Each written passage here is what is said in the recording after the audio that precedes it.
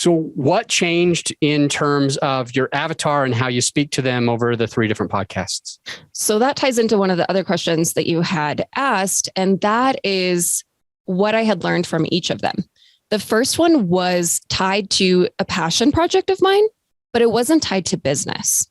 And if I'm spending that much time on something, it was great. It was fun. But I was like, this can really help my business, and I really need to be spending my time there. So it was okay to let that go, make a change. I learned a lot. And here's the other thing that I tell my clients too, is when you have experience with something, it helps you navigate, make decisions, and accelerate that much faster. Even if it's in a completely different type of industry, different experience, like you can just go and move faster. So I knew it wasn't a waste, maybe a little bit of painful, but I wouldn't tell someone to like, oh, have everything perfect before you start, because what you get out of doing the work is something that you can't get without doing the work. Yeah. Okay. How about the second podcast? What did you learn from 1 to 2 and now to 3? Definitely needed to narrow my audience. Okay. For sure. So let's talk about that, because I agree with you. Mm-hmm. I think a niche audience, a singular person that you're really focused on, that you can definitely help, that you know everything about. I think that's important. We talk about that a lot on this show.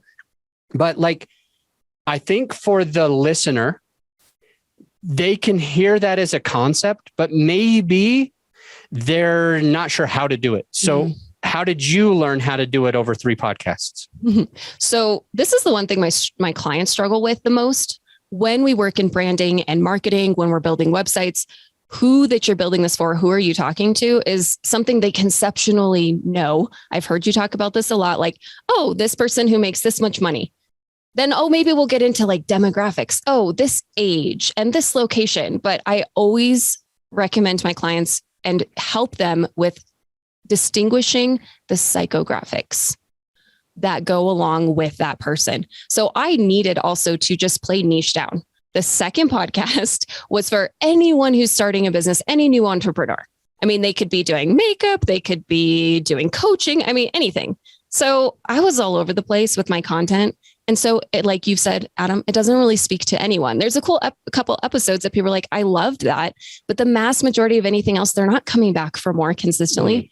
Although that podcast needed to generate leads for a business, it was not.